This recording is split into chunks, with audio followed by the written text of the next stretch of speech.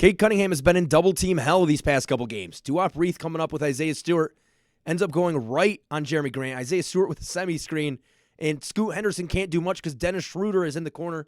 Cade's going to get up, rise up. Easy slam dunk. Welcome in. We're going to be talking about the Pistons weekend recap. Talking about Sabonis. Rumored, maybe. I don't know what word I want to use for that, but linked to the Pistons in some way, even if it's a reach. We're also going to be talking about the Jokić, Shai, MVP conversation. But we have Brennan Sim back on. He was in about a week ago. We talked a lot about Pistons, of course. And we're going to be breaking down all these things together. But Brennan, what's going on, man? How you doing? Man, pretty good, man. Pretty good. It's been a good Sunday of basketball. We got that MVP matchup earlier. We got the Pistons grinding it out at the end of the game today, snapping the 2-game losing streak. So yeah, just here ready to talk about some good ball that was played today and over the weekend. Yeah, so I mentioned that Sabonis was linked to the Pistons, but I don't even know if I'd call it like a solid link there. I mean, they're plus 1,800 right in behind the Brooklyn Nets, plus 16. So it's not like we're seeing plus 200, plus 300, plus 400 odds. This is very far-fetched. There are things that he does that you can obviously see that would fit with Cade Cunningham in this iteration of the Pistons, but there's other things where it's a little tricky when you try to look at what they're doing well, especially in the fast break. But what are your thoughts? How would the fit work? How would it not work? Yeah, that fast break point is a great point because that's the Pistons like bread and butter right now. Their transition game, most teams' transition game is better than their half-court game, but the Pistons, theirs is definitely a lot better in transition. But even though the odds aren't that high, about him coming to Detroit, I do think Sabonis leaving the Kings is inevitable. Just like De'Aaron Fox, he was asking the Kings about the future, and they really didn't give him a clear direction. So, he wanted out eventually. They fired Mike Brown, so it's not really a lot of stability over there. So I understand why Sabonis will probably ask out eventually. Now, in terms of him coming to Detroit, I think that if he came to Detroit in a trade and you trade away Duren, hypothetically, and you have Sabonis playing center, a lot lower on this trade or a lot lower on the fit. I think Sabonis anchoring a defense, he has been better on defense this year, like getting at the 11 with having active hands, but him as a center, I think you are kind of capped in the playoffs. I think when the game slowed down in the playoffs and teams really run high pick and rolls all game and kind of attack the weak spots, I think you kind of limited with a center like Sabonis. But if he came, I don't know even how you would get this done, but if he came and you kept Duren, he was the power forward, I think I'd be a little higher on it. I'm still skeptical because of the three-point shooting and stuff in the front court. Because Sabonis is shooting a great percentage this year, but he's not shooting enough, and teams aren't really exactly. Teams aren't really respecting his jump shot. Like they're kind of giving it to him, but he's knocking it down. So maybe he can get more volume if he came to Detroit. But offensively, he is probably after Jokić, maybe the best screener in the NBA. Like he's been top 5 in screen assists every year since he's been a starter, and the one year he wasn't a starter, he was still top 6. The year he wasn't playing starter minutes in Indiana, he was still top 6. So as a screen assister and as a screener, period, he's amazing. And that goes directly to what JB Bickerstaff loves to do in the dribble handoff game. The Pistons have the 4th highest frequency in the NBA in the dribble handoff. So he would fit the offense in that sense. Like I said, I'm still kind of skeptical if it was the front court of him and Duren because the shooting is not really there. That kind of clogs it up for Cade. Asar is a starter long term, so it's like that's kind of 3 non-shooters if he was to come here and be the power forward. But a little bit higher, he was the power forward in the center, but either way, I don't know if I would want to make him the second star that Detroit needs because you would be tying up money to him long term. And that'd be kind of the team. It would be like him, Asar, and Duren. Maybe Ivy, probably Ivy. So I don't know if I wanted to make him the second star long term. Yeah, and in fast break points, Sacramento's currently at 18th, Detroit number 2. That's a huge change. And a lot of where Detroit's offensive struggles do come from is in the half court. And when you're talking about a team that could use a breath of fresh air there, yeah, you'd be getting Sabonis, who'd probably admit you into the top 5 half-court offenses, but you'd also have to look at I mean, fast break, you drop way down. Sabonis doesn't push like Duran does when he gets a rebound. So, and you don't have oops coming from Cade. So, although Sabonis could help you in the half court, I think at the end of the day, is that enough to really make it worth trading for him? I mean, it's only a minor facet of the Pistons offense that I think he could really help with. And, I mean, when you have stars, you need to get Cade Cunningham help. And at the end of the day, you're not really going to get free agents. Detroit's not a free agent destination. You have to get the ones who want to come here through trades. So I can't really think of many stars that could want out that potentially would want to come to Detroit. But if Sabonis is a guy that says, hey, get me to Detroit, maybe that limits the asking price as well. So, I mean, if you don't have to give up Duran, I think you just have to go for it. Because I think that's getting a 1B next to Cade. So how would you feel if you had to throw Ivy in the trade? That's tough. I want to see Ivy come back and see how he finishes the year. Obviously, you can't use that as like the final judgment because he's coming off a pretty serious injury. But I think at the end of the day, you have to get the star power because that's what gets you wins in the NBA. And I almost feel like Sabonis next year, even if it doesn't work out by the trade deadline, he'll be worth more of an asset than Jaden Ivey would. So it's about keeping flexible, not only money-wise and cap-wise, but also trade value, making sure that if it is a bad situation, then you can get out of it. No, that makes sense. I'm kind of with you, though, in the sense of I kind of want to see Ivy back just to see what he really is, man, because he was knocking down the catch-and-shoot threes at a career high or at a career rate. And like you said, it was only half of a season, so we don't really know if it's real or not. But if that really was real, that is a very important piece of playing next to Cade Cunningham. Yeah, you're talking about a top backcourt at that point. Right. Because the driving has always been there. He can collapse the defense, but the finishing has needed improvement since he's been in the NBA. But I feel like that'll come with time as he gets stronger, get his man body and stuff. Because he gets to the rim with the best of them, but it's just in terms of finishing, we got to improve there. But he improved as a catch and shooter, so that showed me, hard work was paying off. So can't wait to see him back. I would say next year, personally. I wouldn't want to just throw him back in the fire during the playoff push because it's all serious basketball now. Like, there's no more time for development reps. Like, it's all we're trying to win at all costs at this point. So I can't wait to see him back next year. But yeah, I wonder how much value he'll have, and I don't know. I do think he is the sticking point in the trade for a star, though. Like, if they want to keep Duran, who has been playing amazing, he was amazing tonight too. It's like he had a quiet double tonight. I know he caught a lot of lives from Cade, but it's like I just look up and 18 and 11. So yeah, Duran is he's been playing amazing though. He's been playing amazing. Yeah, and it's tough to really talk about Sabonis at this point because obviously this came out of nowhere. I didn't expect anything about Sabonis. Trade rumors coming out this early. Well before, the offseason.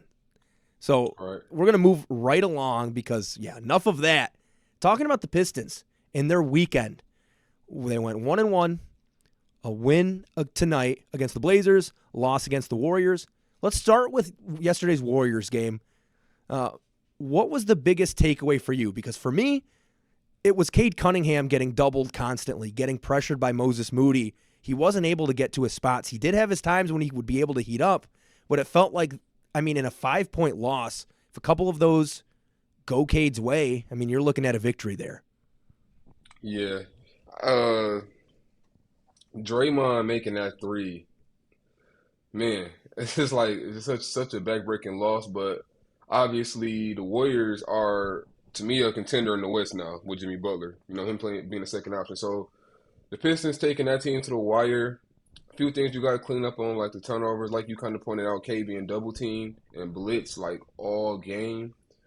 Moses Moody, sometimes you got to tip your cap too. Like Moses Moody was K teammate in high school, so they know each other very well, obviously. Yep. And he took that matchup and made K work. He got a few pickpockets on K.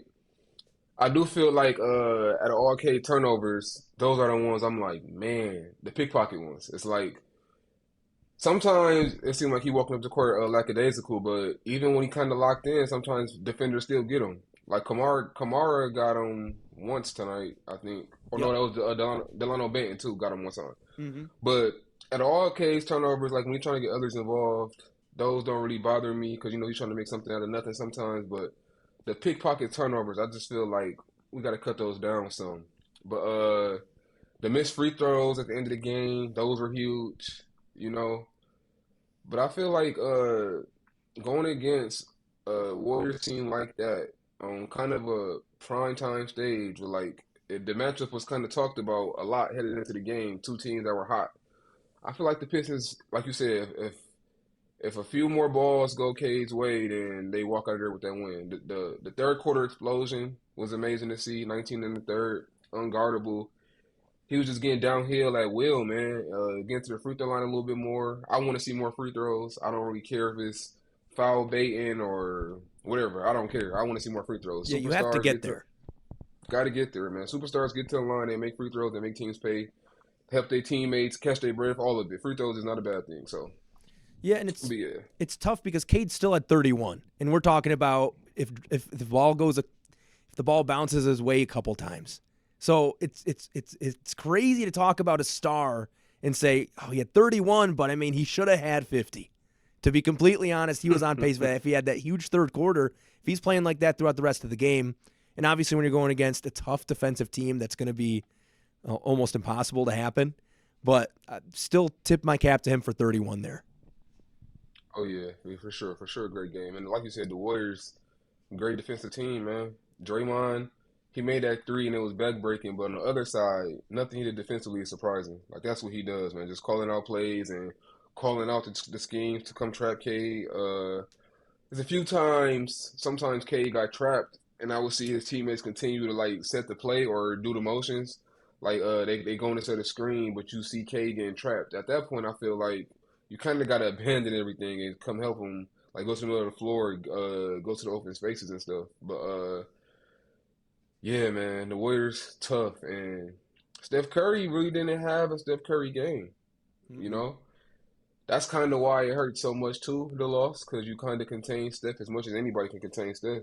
Especially the way he's been playing this with Jimmy Butler, like he's been looking like a younger version of himself. So yeah, you wanted to walk out there with a win, but it was a learning game.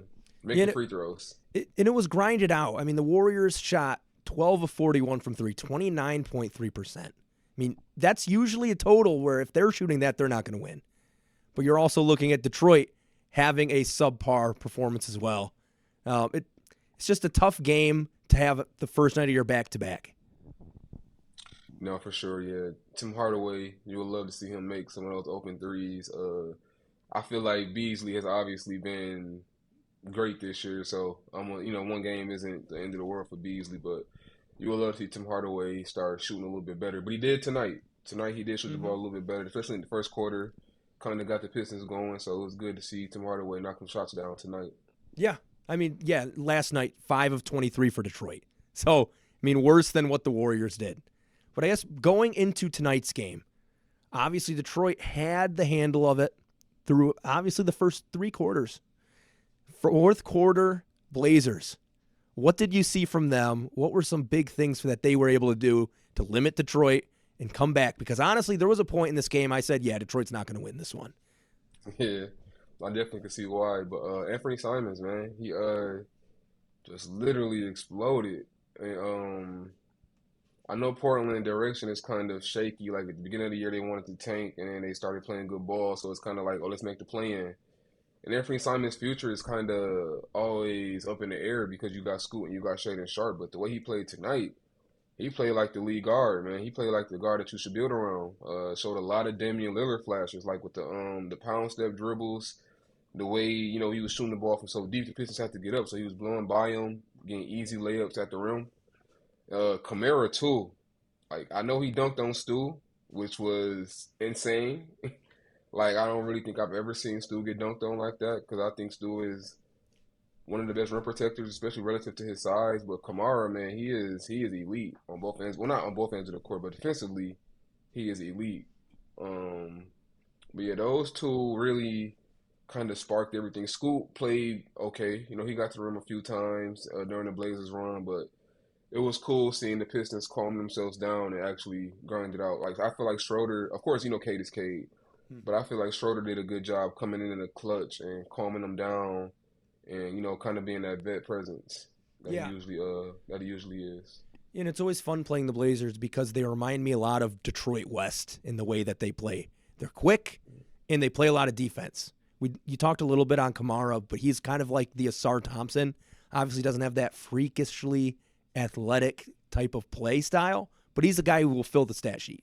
5 points, 5 rebounds, 5 assists, a steal, 2 blocks. Tobias Harris tonight, 9 of 13, 69%, 20 points. He is one of the most consistent players Detroit puts on the basketball court. What do you see from him, and kind of what are the takeaways from having his presence on this team throughout the whole year, honestly? No, for sure. Tobias is just so steady. Like when teams do the double team scheme and stuff like that, you could just dump it off to him and let him try to go. Because if you leave him 1-on-1, that's his comfort zone, man. Like 1-on-1 in the post ups, 1-on-1 in the mid post. I wonder what happened with his hand. Did we get any reports on that? I didn't see, because that was the play from last night, right? Okay, yeah. Yeah, he came back in a little bit after, but I didn't see anything lingering. Because I saw in the first half in this game he had like just kind of like a bandage, and then in the second half he kind of wrapped it up. Maybe he just wanted to get more comfort. But yeah, man, the turnaround post ups have been my favorite. I did a thread about it a few weeks ago, but I'm loving the turnaround post fades. That's always been a staple in this game. But like you said, this is super dependable, man. And the defensive reboundings, just the end of possessions, are like super strong. I guess like it's like of course he isn't miniature, but like he's 6'8", 6'9", and he's kind of just skying over bigs to end the possessions and just showing that fight and that grit. And yeah, man, they call him Unk for a reason. Mm-hmm. Like he is getting it done on both ends. And defensively, he isn't like he obviously not a Sar or Kamara like all defensive level, but he is solid. Like you could, like you said, you can just depend on Tobias to do his job. And that's very important, you know. As a coach, you can trust him out there on both ends. Yeah, he's a guy that I've enjoyed having back in Detroit, but he's honestly been the same type of player for the past 7-8 years, but the situations he's gone to in Philly, especially, he just wasn't what they wanted him to be, and they needed him to be more than just a dependable guy who will do what he does night in, night out. But for a team like Detroit, that's exactly what you need, because you already have a Cade Cunningham. You have all these young athletes. You play in the fast break. You need a guy who can take some pressure off of Cade, and we saw that tonight. A lot of times where Tobias gets the ball, he backs in, fade away, turn around. I mean, absolutely electric scorer, especially when you need it. I mean, his buckets are always timely. No, for sure. Coming into the season, I wrote a piece for Detroit Bad Boys about the wings position in Detroit, and I honestly thought he could be the second leading scorer on the team. A part of me thought that he could like kind of revert back to his like Clipper days, like the year he should have made the All-Star team. Yep. A part of me thought he could revert back to that, but obviously Cade has ascended into superstar status, so that wasn't on the table. But I knew Tobias could just come in here and do this. Exactly what you said. I know Philly needed, or they wanted him to be, you know, Jimmy Butler-esque, and you know sometimes have 27 and kind of carry Embiid and Maxey, but that just wasn't his game, man. His game is super steady, and you know what you're gonna get every game. It's not he's not really the type to have the 35-point explosion. You know, he gonna have the solid, steady 20. Like, okay, it's the fourth quarter. Maybe he just has 6 points. Very crucial possessions though, like end of the shot clock bailouts. You know, Mm-hmm. but having him carry your team, that's kind of the Sixers' fault because it's like that's what you got a Joel Embiid for. Why are you depending on Tobias Harris to bail us out in crazy situations? Like he's not about to be a random 35 point player. You know, it's not his game. Yeah, 13.8 points per game this year for Detroit. And that's a number that's lower than a lot of people would expect. I mean, you're expecting 15 to 18. 13.8, that's low. But he's doing everything he needs to do for this team. And it's just an amazing thing to see and he's been one of the leading catalysts. I mean, I know there's the breakout for Malik Beasley. You're seeing Asar Thompson. You're seeing Cade. You're seeing Duren. But without Tobias Harris, you're missing a lot of that self-creation that has helped us stay in and create leads and hold off teams. Without that, I don't know where we are. Man, I definitely would have thought it was higher than 14 a game, but that goes to show the impact when you watch, because it definitely feels like a solid 15, 14. Now, I do know in the beginning of the year, it took him a while to get to this point, though. Yeah. So I wonder, I wonder, I can actually check it right now, but I wonder what his stats are like since like February, or since Ivy went out, really, because when Ivy went out, he obviously had a way heavier load to carry. But yep. Yeah, because Ivy 17.6 point per games in his 30 starts, so that's right under Cade Cunningham. Well, not right under Cade with 25.6 right now, right above Malik Beasley 16.6, and like you were saying, Tobias Harris with the rough start. I mean, I could imagine he'd be anywhere from that 15 to 18 range if I were to have to guess. No, for sure, because Ivy went out New Year's Day. So Tobias is at 15. So 14.9. So 15 since Ivy went out. Yeah. 92% from the free throw line.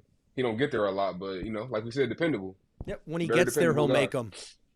For sure. Okay. I'm loving it from Unk. Yes. Malik Monk, you said? No, I said I'm loving it from Unk. Oh, okay. I was like, wait, what are we bringing up Malik Monk for here? Oh, no. No Kings. No more Kings talk. Okay, I was like, what's going on here? Okay, anyways, moving on. We're going to talk non-Pistons basketball. We're going to talk the MVP race. Well, maybe we'll bring up Cade Cunningham, top 10 in the MVP leaderboard for the NBA. That's pretty crazy. But we're talking about Jokić and Shai Gilgeous-Alexander. I want to know your take. Who deserves the MVP? Maybe give some pros and cons for each. Yeah. So, I am not looking through this from a voter's fatigue mindset. I know that's obviously going to come into play, but I'm looking at it just strictly from this season. And I would still say Shai is the MVP.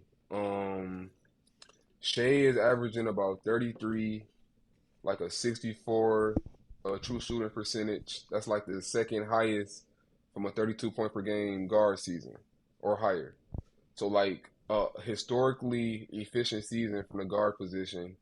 He's playing at an all defense level off the ball, like the way he causes havoc off the ball and rotates and gets some blocks. He averages a block a game as a guard, And then the OKC net rating is the second highest in NBA history right now. Now, I don't think they are an historic team, but the numbers say they are. And the main reason for that is Shai, because when he's off the court, they are +1. So obviously, it's still a good team, but with him, it's a +16. So Shai has made a competent team, numbers-wise, an historic team. Like I said, I don't think they're historic, but, he's got them playing like that. They're 11 games above Jokić and his team. And winning isn't that's not everything, but like when you combine leading the league in scoring, the efficiency, the winning, I would have Shai. Now, Jokic's case, averaging the most efficient triple-double in NBA history, man. Just had a 30, 20, and 20 game. Like, it's just video game stuff. You can't make this stuff up. And his net rating is crazy, too. It's super crazy. He does play with his starters all the time. Like, Shai kind of plays with a lot of bench lineups and still carries those guys. Like, the other Jalen Williams, like the non-All-Star Jalen Williams, Dort, Wiggins. He plays a lot of minutes with those guys, and their lineups are still performing crazy. But Jokić is the best player in the world, too. Like, I think Shai is the MVP, but that don't mean he's the best player in the world yet. You have to prove that, and it's going to be hard to prove that with Jokić playing how he is playing. So, the best player in the world, most efficient triple-double. If you take him off at this team, I don't think they're competent like OKC. I don't like that argument, but that is an argument in Jokic's favor. Like, you take him off, this Denver team is in the West. Are they in the play-in? No, probably not. I don't think so. I think OKC without Shai they can fight to make the play-in. They will be, they'll be in the mix, but I think that's Jokic's case. And even like I said, without voter fatigue, I think it will be probably closer. I think some voters have decided that he won it last year and he won 3 out of the last 4. So some voters have already made up their mind, like, we going Shea for that reason. But even without it, like I said, the historic pace that OKC is playing at with Shea on the court, he having like a, I hate the comparison because, it sounds blasphemous, but he having a Michael Jordan-like season, man. Yeah.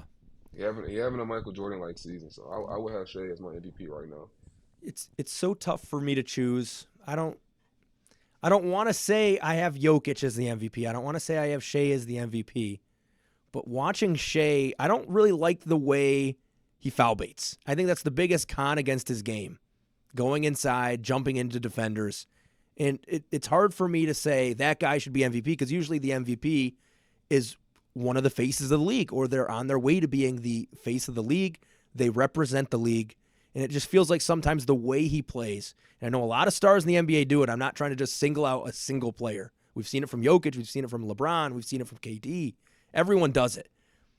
But the amount at which Shai does that, it just turns me off a little bit from his case. Yeah, for that, I can't really speak to the entertainment value because you like what you like. So if kind of the head snapping and all of that stuff turns you off, I get it. But I will say in defense of Shea in that the foul baiting narrative, he does lead the NBA in drives by a healthy margin. So him getting to the line a lot is a byproduct of him living in the paint. Now, some people say that they don't mind how many free throws he shoots, it's how he gets to the free throw line. And again, that's kind of a preference based thing. I like I said, I can't really argue with it because you like what you like. You like what you want to like. But me personally, I kind of wish K would get some of it in his game. Like, Yeah. again, I saw the clip today where Westbrook was on his side. He kind of leaned into Westbrook and took the shot. But I grew up a Dwayne Wade fan, man. Like, I That grew makes up sense. I grew up a D Wade fan. Like, my boy, he made a career slashing to the room and kind of getting to the line. So, and the pump fake and have people jump into his pump fake, which today would be destroyed on social media if he did that all game, which he did. And Kobe Bryant did that. Go that's ahead, another go ahead. huge thing. Sorry to interrupt you. It's talking about social media and how that's affected how players see this. Because it's been happening for as long as there's been basketball. Let's just say that. People are going to find a way to get to the line because it's free points. They're called free throws. With social media, it's being blown out of proportion a little bit. And I think with Shai, I don't want to make that my case. I know I brought it up. I had a lengthy talk about how I don't like it. But the numbers are the numbers. And you brought up a lot of great points about how Shai is affecting this OKC team. They're the best team in the West. It's almost tough to make that a primary case against as well. Yeah, and I do feel like with social media, like you said, it's like you kind of see something and then it just snowball. Cause like it was an OKC game versus Minnesota not too long ago, and Shea kind of did, he did his stuff. He had somebody had their hands out. He went up and drew the foul, and it went viral when somebody posted it. In the replies, somebody showed Anthony Edwards doing the exact same thing twice. But Yeah. the love on that post was not, it didn't go viral. So it's just kind of like the narrative has been painted that Shea is the biggest grifter in the NBA. And honestly, James Harden, people didn't like when he did it. So I can't say this is the first time it's ever happened. They hated when James Harden did it. I think that James Harden was a little bit more egregious than Shea. Yeah, But I'd agree. Even on the James Harden front throw, my mind automatically goes to isolation, step back, can't guard him. Ricky Rubio playing him from the side, got his hands behind his back trying to guard him. My mind goes to that stuff before foul baiting, personally. Yeah. But I understand. Like, I understand. It's a preference thing, man. It's a preference thing. Yeah, and in talking about how social media can bring out the worst in fans. I mean, I'm a big dynasty football guy. I have my leagues. Anybody can make a case for anybody to be good. even the worst of the worst NFL players, people say, hey, you should pick this guy up. He's going to be a stud in 2 years. Look at this highlight reel. Look at what he does well here. Well, I hope he does something well because he's a professional. It's the same sort of thing. Anybody can make the case against Shai that they want to. They can pick and pull stats, but then they'll ignore any other player who does it. So I want to say that, yes, I bring it up, but I'm also not ignoring the rest of the NBA doing it as well. No, for sure. And Jokic, man, best player in the NBA though. Like, don't get it confused. Like I said, I think Shai should be the MVP, but the MVP does not mean best player in the world. Because if it did, LeBron would have, how many? Michael Jordan would have how many? I still think Jokic is the guy. And defensively, I know they've made these clips that show that he is just so terrible defensively. I don't think that's reality. Part of it is he kind of is one of those guys that, okay, I'm a vet, man. Where the playoffs at? Part of it is a little bit of that. You kind of patiently wait for the playoffs, but on the other side, it's like Jokic still has quick hands, still has good IQ, positioning is good most of the time. So in the playoffs, I don't know. I don't think that's gonna be the reason why they lose, because Jokic can't guard. So yeah, he's like I said, still the best player in the NBA, but I just think that the winning, leading the league in scoring, the efficiency, the impact on OKC as a whole, that's kind of my MVP case for Shai. Yeah, and you're talking about Jokic. He's a guy who in 30, 40 years will be remembered as a wilt sort of player. I mean, doing things that only Jokic has done, doing things that only Wilt has done. I mean, 30, 20, 20. That's pretty crazy. Do you think that will be anytime soon? If you could pick two guys in the league right now that have a shot at even getting close to that, or I guess I should say breaking that, who would you pick? Yeah, if I could pick anybody, honestly, off the top of my head, I don't know if I can pick two players. Yeah, I that's know tough. for sure. Yeah, I know for sure that I do think, which isn't even a far fetch because he's been close. I think Luka could do something like this. Yeah. You know, but the second player, I got to go back to a prime Russ. Like I can't even think of nobody in the league right now. Prime Speaking of Russ our is a guy good one. early, speaking of our guy earlier, Sabonis, he is a crazy triple double threat. But the 20 assists, like he's not a primary ball handler like Jokic and Luka is. Like they have the ball all game. I know Luka. I mean, I know Jokic doesn't have a crazy time of possession with the ball. Like he gets it, he kind of move off of it fast, but he's touching it all game. Yeah, I don't think Sabonis could do that. Not the assist, man. I don't know about the 20 assists. And he's not a scorer like those two are. Those two are just Jokic and Luka are just better scorers than him. But prime Russ, I don't think LeBron could do it. No, it's the Maybe 20 rebounds that get a lot of these players to me. A lot of right. people would think it's the assists, but I think if you're the hub of the offense, you can get there, but also getting the 20 rebounds is the tough thing. Yeah, because Russ did have that 20-20-20 game, which was spectacular. He kind of dedicated it to Nipsey Hussle when Nipsey Hussle passed away. But that was like honestly, I believe in the basketball gods. That was like they just came down and said, yeah, you're gonna get it done tonight, Russ. That Yep. was that was some insane stuff. But yeah, Jokic. I wrote a piece about this earlier about the MVP debate. And I kind of talked about well, it kind of got prompted. I kind of talked about how Giannis is kind of being diminished in this conversation. But in that piece, I kind of touched on how Jokic, his game is going to be try to be replicated by bigs coming up these days. It's going to be cool to kind of be a big, but kind of be like a point center. But I don't know how you can replicate that brain of his, like how Yeah. he reads the game. Talk about a supercomputer. Jokic, he sees stuff way before everybody else sees him, man. So Mhm. I know bigs coming up and kids these days are going to try to, replicate what Jokic does, but it's going to take a lot of film work because he does so much stuff instinctual that just seems like it comes natural. And I don't know, man. It's just something we never seen before. Like you said, wilt category. Yep. Jokic did this 50 years ago, man. Like wilt category for sure. And if Jokic doesn't win it this year, I'm confident he will probably win one or two more because there's just going to be a few years where he is the most dominant player, and there probably isn't another player who can stack up to what he's doing. And voter fatigue will be out of people's mind as well. Yeah, each year he doesn't win it, the next year it's like, oh, he didn't win it last year.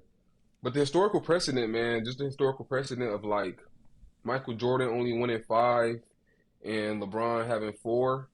Now, I do understand the argument that we should not just do stuff because we did it in the past, even though we know that that was the wrong decision. I hear that argument, but I do like historical precedents in certain situations. Now, that's not to say that I think Jokic should just have three and just be automatically disqualified. I don't agree with that. But yeah, I can see him ending up with five, man, because I don't see him slowing down. Yeah. Like his game isn't based off athleticism at all. He can do this stuff till he's like 36 if he wanted to. Mm-hmm. So And then he, two might be generous, getting two more. So maybe, maybe, but we kind of touched on K kind of being in this conversation, because he was top 10 in the MVP ladder. I think last time we talked, did we talk about K being first team All NBA or having a case for it? I think we mentioned it a little bit, but we can go into it a little bit. Yeah, I'm kind of thinking that maybe LeBron should be that last first team spot now Yeah. with the way he well actually LeBron just got hurt. Yep, the groin injury, and he's going to be out probably a little bit. They want to play that safe.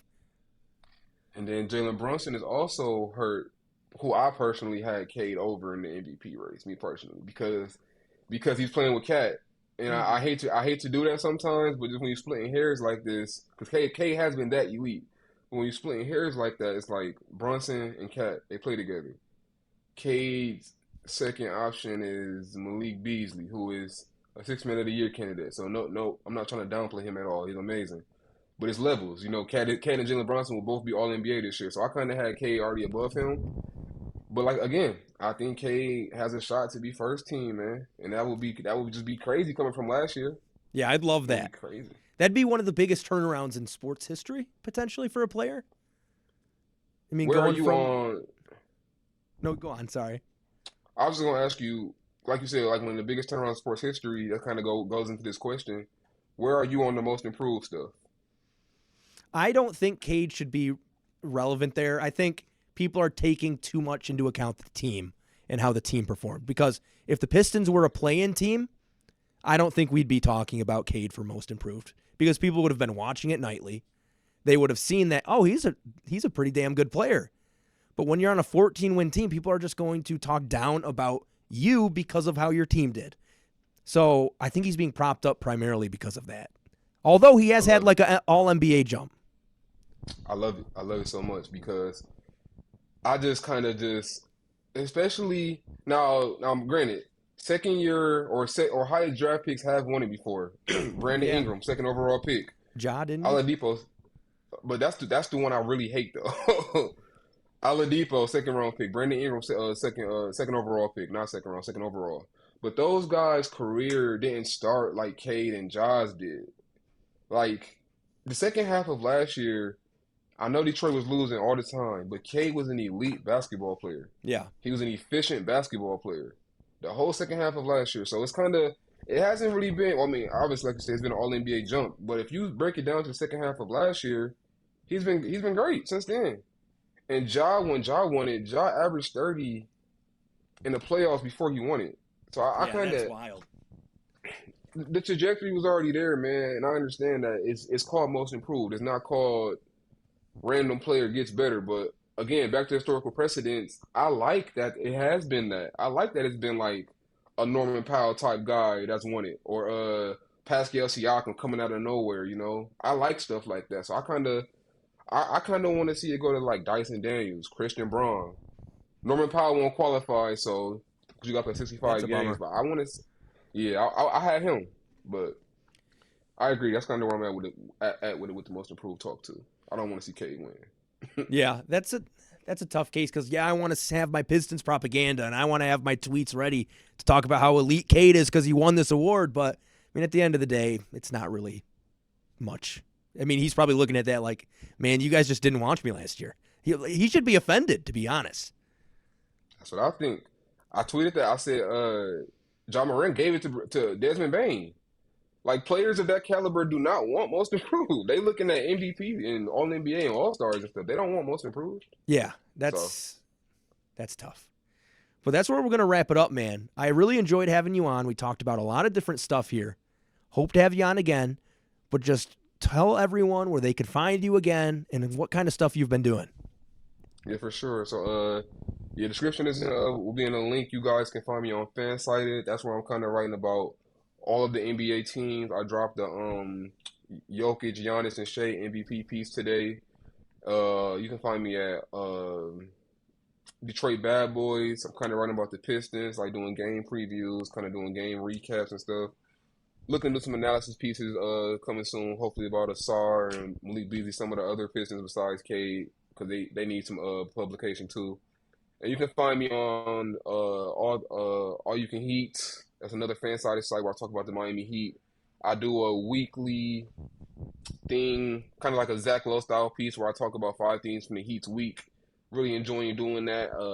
Been doing that since the beginning of the season, so you guys can kind of find my work there, and we can. I would love to connect with you guys and talk ball whenever, man. I just love to talk ball and love to actually analyze the game and talk about it with love. Yeah, well, we'll have you on soon. But in the meantime, we're going to be still making daily Pistons content, doing breakdowns, analysis, all of the above. Anything you can think of Pistons news, you got it here. So we'll see you guys soon. Thank you for checking us out. Peace.